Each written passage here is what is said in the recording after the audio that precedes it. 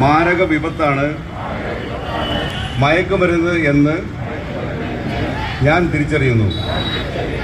Government നിരോധിത രാസലഹരി വസ്തുക്കൾ, മാരകമായ ലഹരി പദാർത്ഥങ്ങൾ സമൂഹത്തെ സാമ്പത്തികമായും സാമൂഹികമായും സാംസ്കാരികമായും നശിപ്പിക്കുന്ന സാമൂഹ്യ വിപത്താണ് എന്ന് ഞാൻ മനസ്സിലാക്കുന്നു.